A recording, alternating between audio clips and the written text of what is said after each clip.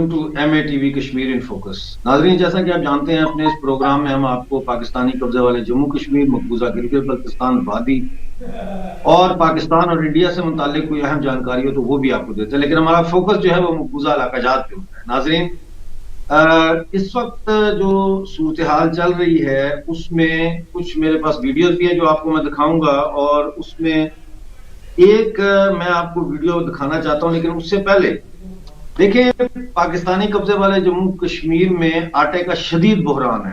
حویلی quota میں اور دوسرے علاقوں میں آٹا دستیاب نہیں ہے. اسی طرح سے گلگت بلتستان میں آٹے کی جو سبسڈی ہے اس میں کٹوتی کی گئی ہے. 4 لاکھ بوری سالانہ جو ہے وہ وہاں سے کم کی گئی ہے, جس کی وجہ سے آٹا راشن پہ بھی نہیں مل رہا لوگوں کو. اور کل بہت بڑی جنرل سٹرائک ہوئی ہے جس پر ہم بعد میں آتے ہیں. تو کیا واقعی پاکستان میں آٹا ختم ہو گیا, یا آٹا کہیں چھپا کے رکھا گیا ہے, یا آٹا لوگوں کو نہیں دیا جا رہا, گندم نہیں, گیہوں نہیں دیا جا رہا تاکہ گیہوں کی قیمتیں جو ہیں ان کو مصنوعی طور پر بڑھا کے رکھا جائے, یا پھر یہ ہو رہا ہے کہ گندم ایک جگہ پہ پڑی ہوئی ہے لیکن اس کو کاغذوں میں ایکسپورٹ کیا جاتا ہے اور پھر پاکستان میں مہنگے داموں سرکار کے ریٹس کے اوپر امپورٹ کر کے گورنمنٹ اور پاکستان سے جو تنگ جاگیردار ہیں وہ پیسہ لے رہے ہیں, زیادہ کمائی پڑی ہے, کاغذوں میں وہ باہر جاتی ہے, کاغذوں میں وہ واپس آ جاتی ہے, اور ریٹ پہ ڈبل ریٹ پہ وہ پاکستان میں گورنمنٹ کے پیسوں سے خریدوائی جاتی ہے. دیکھیے یہ ویڈیو, ہم نے دیکھا ہے کہ کہاں ہے آٹا. یہاں میں کنڈیارو سے 5 کلومیٹر پہلے موجود ہوں, اس اسپاٹ پر جس پر اربوں روپے کا مال اس طرح پڑا ہوا ہے. یہ کارنامہ صوبہ سندھ کا ہے, فوڈ منسٹر کا ہے. اب یہ مال دیکھیے یہ کس طرح پڑا ہوا ہے روڈ پر, اور عوام کو گندم نہیں دی جا رہی ہے, آٹا مہنگا کیا جا رہا ہے, اور یہاں گندم سڑ رہی ہے, کوئی پوچھنے والا نہیں ہے. اور گندم اس طریقے سے پڑی ہے جیسے گھر کے باہر کچڑا پڑا ہوا ہوتا ہے.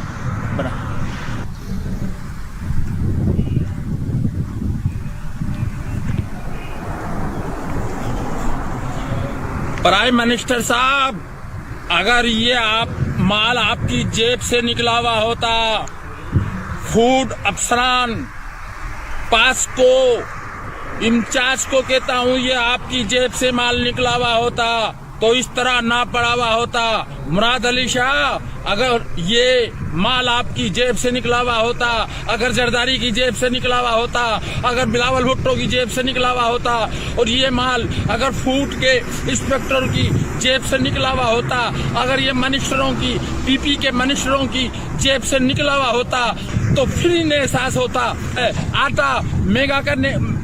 آٹا مہنگا ہونے کی وجہ یہ ہے گندم اربوں خربوں روپے کی پڑی ہے زرداری صاحب کے فارم میں اور روڈ پر پڑی ہے, اور میں کنڈیارو سے 5 کلومیٹر پہلے موجود ہوں, اور میں دکھانا چاہتا ہوں پورے پاکستان کو, پورے سندھ کو, پرائم منسٹر کو, سی ایم سندھ کو, اور منسٹر کو, فوڈ کے سندھ منسٹر کو, چیف سیکریٹری کو, تمام کو میں یہ دکھانا چاہتا ہوں کہ لوگوں کو پریشان کیا جا رہا ہے. گندم ایشو کی جائے, نہیں تو یہ پڑی گندم سڑ جائے گی. ہر سال تم یہ کہتے ہو کہ گندم سڑ گئی, تم جان کر کے یہ دانستہ کام تم کرتے ہو کہ گندم سڑ جائے, گندم خراب ہو جائے.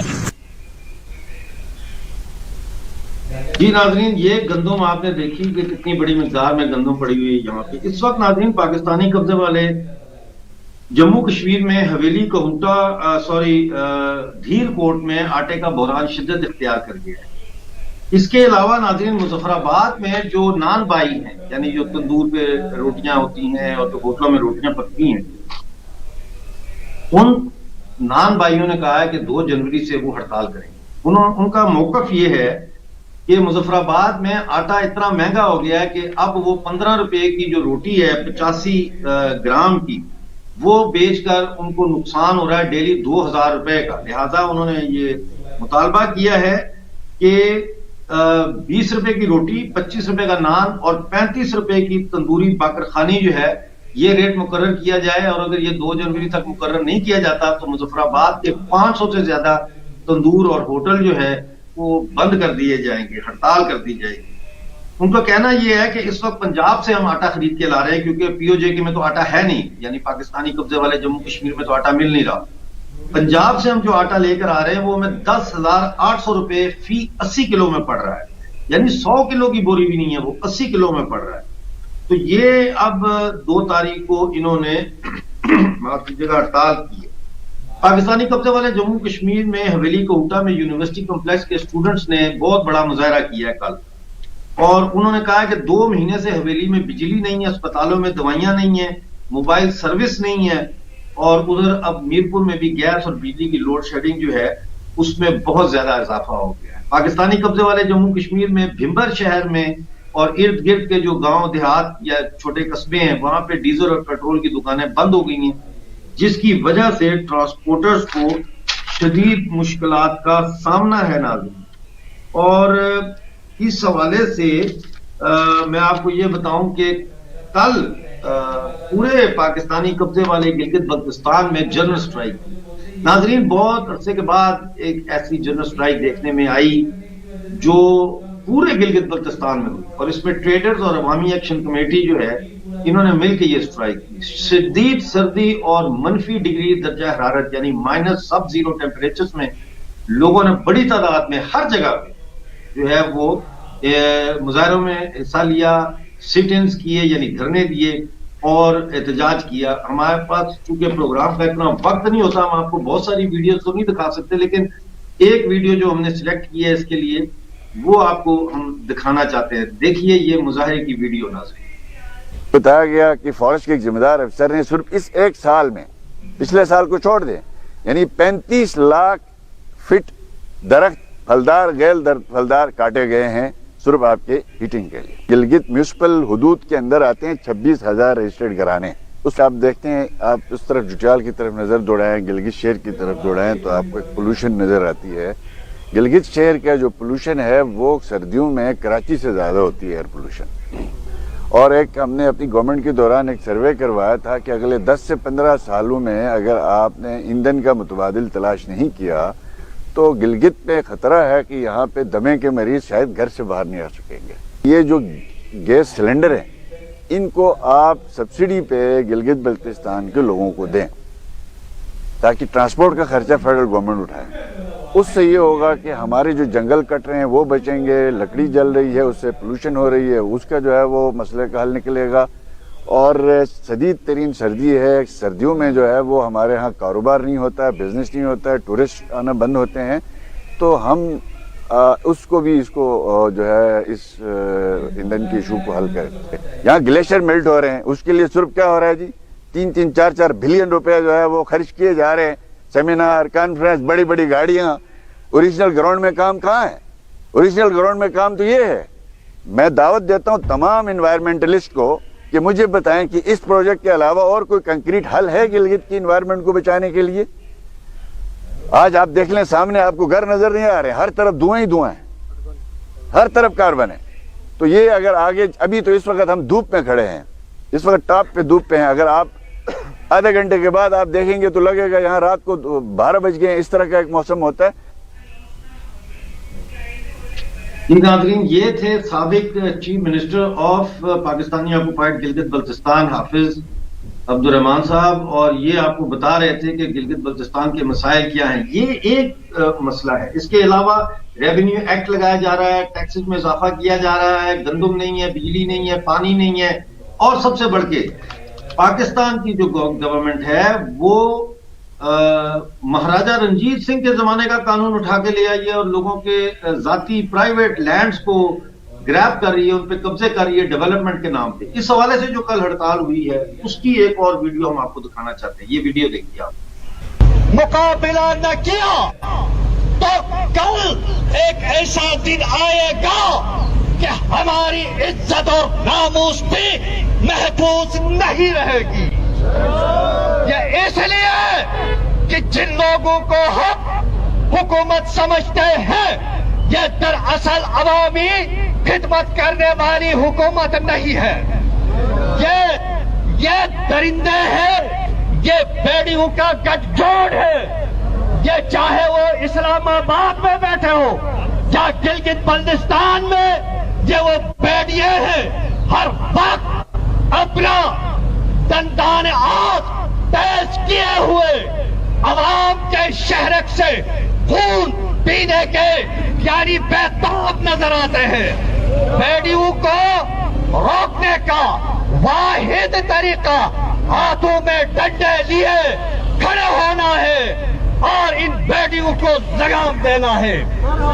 آج آپ دیکھیں یہ اے سی، یہ ڈی سی، یہ چیف سیکریٹری، یہ کمشنر، جن کا بنیادی کام عوام کی خدمت کرنا، ان کی جان، مال، عزت اور آبرو کی حفاظت کرنا ہے. یہی بیڑیاں بن کر ہماری زمینوں پر، جائیدادوں پر قبضے کے لیے ریاستی فورس استعمال کرتا ہے. ہم اس کی بھرپور مذمت کرتے ہیں. حکومت چاہے یہ صوبائی ہو یا وفاقی ہو، ان کا کام عوام کو سہولیات پہنچانا ہے. لیکن ہم دیکھتے ہیں کہ دونوں حکومتیں جب بھی اقتدار پر پہنچتی ہے عوام پر ظلم و ستم، ان کا رگوں کا خون چوسنے میں مگن نظر آتی ہے اور عوام کے اوپر مصیبت اور آلام کے پہاڑ توڑنے پر تلی ہوئی ہوتی ہے. تو لہذا یہ ہم آپ کے مخلص حکمران نہیں ہے، یہ درندے ہیں، ان کو لگام دینا عوام کا کام ہے. میں نے اپنے تقریروں میں کہا آج اگر آپ اٹھ کھڑے نہیں ہوں گے، آج یہ زمین ہماری نہیں ہے. فقر سرکار کے کھاتے میں آج ہم پر ظلم اور جبر کا ٹیکس نافذ کیا جا رہا ہے. آج وہ دکاندار جو 10 روپے کے لالچ میں دکانیں کھول رکھے ہیں، ٹیکس لگا تو ہر دن یہ حرام خور ٹیکس خور آ کر تم سے بدتر لیں گے. یہ ان حرام خوروں کے لیے حرام کی کمائی کا ایک ذریعہ بنے گا اور ہر دن آ کر تمہیں تنگ کریں گے، لاکھوں روپے کا نقصان تمہیں پہنچائیں گے. اس لیے ان ظالمانہ اقدامات کے خلاف آج ہم سیسا پلائی ہوئی دیوار بن کر کھڑا ہونا ہے. ہم نے تماشائی بن کر تماشا دیکھنا نہیں ہے. یہ تماشائی بننا یہ ان کا کام ہے جو ہاں مداری کے ڈگڈگی پر ناچ گانا دیکھتے ہوئے وہ تماشا بین ہوتے ہیں. آج ہماری زمینوں پر ہاتھ ڈالا گیا، عزت و ناموس پر ہاتھ ڈالا گیا. آج ہم خاموش اور تماشائی بنیں گے تو کل ہم میں سے کوئی ایک بھی محفوظ نہیں رہے گا. تو اس لیے آج ہمارا یہ احتجاج دنیور چوک پہ اب دھرنے کی شکل اختیار کرے گا. جہاں تک ہم رہیں گے، جب تک حکومت ہماری مطالبات کو تسلیم نہیں کرتی، جب تک خالص سرکار کا کالا قانون ختم نہیں ہوتا، جب تک ہمارا حق جو گندم 12 کلو فی نفر کے حوالے سے حکومت دینے کے لیے پابند ہے، بحال نہیں کرتی، جب تک خالص سرکار کا کالا قانون ختم نہیں ہوگا، ہماری تحریک آب و تاب کے ساتھ جاری رہے گی. آج اطلاعات ہے، پورا سکردو جام ہے، پورا غزل جام ہے. آج ابھی اطلاع آئی ہے ہنزا نگر مکمل طور پر جام ہے، غزل جام ہے، چلاس دار دانگیر جام ہے، استور جام ہے اور انشاءاللہ ابھی سے دنیور بھی مکمل طور پر جام ہوگا. جام کے لیے تیار ہو، تیار ہو. آج ہم عہد لیتے ہیں جب تک ہمارے حقوق ہمیں نہیں ملیں گے، ہم اس تحریک سے दस्तबरदार नहीं होंगे। क्या हमारे साथ दोगे? दोगे? इसलिए मैं तमाम लोगों से गुजारिश करता हूँ, अब ये धरने का शक्ल इख्तियार करेगा। हम यहाँ बैठेंगे शाम तक। तनियोर हमारी तहरीक का अब मरकज रहा, यहाँ से हमारी तहरीक उरूज पर पहुंचेगी और यही हमारा अड्डा होगा। क्या हमारे साथ दोगे? साथ दोगे? साथ दोगे? हाँ, इंशाअल्लाह अब ये तकरीरें हमारी जारी रहेंगी। मैं अपने दोस्तों से कहूंगा कि अगले मुकर्रिरीन अब बाकायदा ये जलसे का शक्ल अख्तियार कर गया, ये धरने का शक्ल अख्तियार कर गया। अब फैल जाए पीछे की तरफ, फैल कर बैठे आराम से, अब फैल जाए कि अब मुकम्मल धरने का शक्ल अख्तियार करने जा रहा है। एहतजाज में शामिल हमारे अवाम से गुजारिश है, मैं नारा लगाऊंगा, भरपूर तरीके से पूरी जोर के साथ दोनों हाथ बुलंद करके आपने सिर्फ नामंजूर कहना है। नारा मैं लगाऊंगा, आपने सिर्फ नामंजूर कहना है।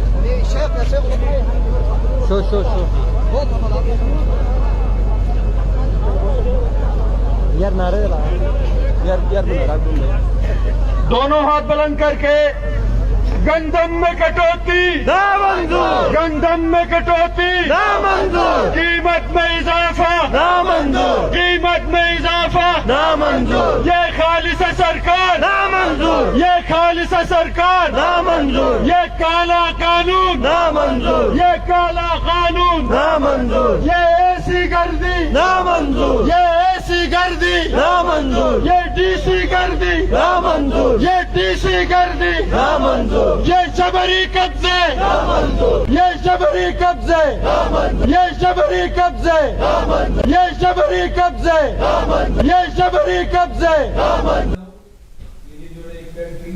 ये जबरी कब्जे नामंजूर। नाज़रीन, आपने ये फलक शगाफ यानी आसमान चीर फाड़ देने वाले नारे गिलगित बल्तिस्तान की वादी और वहां की पहाड़ियों से बुलंद होते हुए सुने। नाज़रीन, इस वक्त जो सूरत हाल है वो ये है कि जाहिर है गिलगित बल्तिस्तान की अवाम ने वाज़ेह तौर पर यह पैगाम दे दिया है कि वो पाकिस्तान को अपना ना तो बड़ा भाई समझते हैं और ना ही अपना दोस्त समझते हैं, बल्कि उसको गासिब समझते हैं और उसको लुटेरा समझते हैं और उसको भेड़िया कहा है तकरीरों में उन्होंने।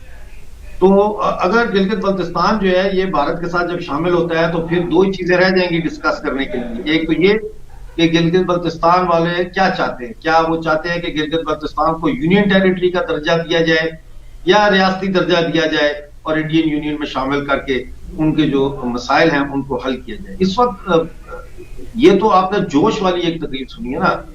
अब मैं आपको एक और वीडियो दिखाना चाहता हूँ, 1 मिनट का वीडियो है। अब सुने कि ये जो बुजुर्ग है ये तकरीर कर रहा है और इसकी तकरीर में कितना दर्द है। जरा आप ये देखें इसको। ये भी कल के जलसे की तकरीर है, एक और जलसा हुआ है, पूरे गिलगित बल्तिस्तान में जलसे हुए। देखिए ये वीडियो।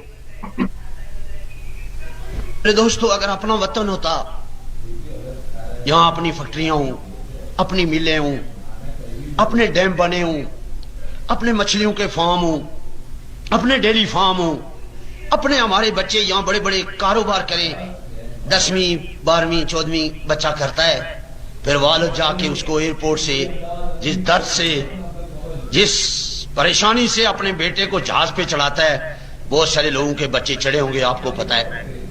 फिर 4 साल 3 साल 5 साल घर नहीं आता है, फिर जब वो वहां एक्सीडेंट हो जाता है, मरता है, फिर वहां से जब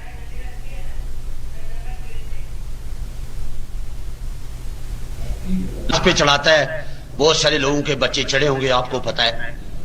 फिर 4 साल 3 साल 5 साल घर नहीं आता है, फिर जब वो वहां एक्सीडेंट हो जाता है, मरता है, फिर वहां से जब लाश आती है, या अपना कोई यहां मर जाए वो यहां नहीं पहुंचते, या वहां मर जाए यहां क़यामत बर्पा हो जाती है। तो बताओ लोगों के 70 साल से यही नामनाद हुक्मरान हमारे साथ खलवाड़ कर रहे हैं और हम इनके पीछे नारे मारते। ये तब्दीली आप लाएंगे या ये हुक्मरान लाके आपको देंगे? ये आप लाएंगे।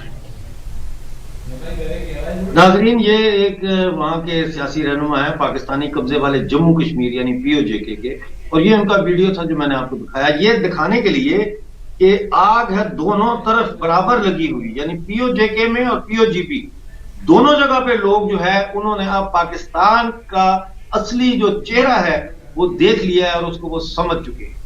ناظرین، پاکستان کے حالات بڑی تیزی سے خراب ہو رہے ہیں۔ اس وقت معیشت کا یہ حال ہے کہ جو فیصل آباد کی ٹیکسٹائل ملیں ہیں وہ یکے بعد دیگرے بند ہونا شروع ہو گئی۔ اس میں سب سے بڑی جو ٹیکسٹائل انڈسٹری کی فیکٹری ہے وہ نشاط لمیٹڈ ہے، جس کے 2 کارخانے جو ہے وہ کل بند ہو گئے ہیں۔ اس کے علاوہ انڈس موٹرز جو کاریں بناتی ہے وہ ٹویوٹا، پاک سوزوکی، بولان کاسٹنگ اور بلوچستان ویلز اور ملر ٹریکٹر فیکٹری جو ہے یہ بھی بند ہو چکی ہیں۔ اور اس کے ساتھ ناظرین یہ ہے کہ 2022-2023 کے لیے پاکستان کو $32 بلین یعنی $32 بلین چاہیے قسطیں دینے کے لیے، قرضے دینے کے لیے، وہ ان کے پاس نہیں ہے۔ یہ کہہ رہے ہیں کہ اب انہوں نے 13 ارب کر لیا، لیکن 13 ارب نہیں ہے، 6 ارب سے بھی کم ہے جو ہماری اطلاع ہے اس کے مطابق۔ ناظرین، کل پاکستان کی نیشنل سیکورٹی کونسل کا ایک سیشن ہو رہا ہے، ایمرجنسی سیشن۔ اس میں انہوں نے جو وزیر خزانہ ہے اسحاق ڈار، اس کو بلایا ہے کہ وہ آ کے بریفنگ دے کہ اکانومی کو کیسے ریوائیو کیا جا سکتا ہے۔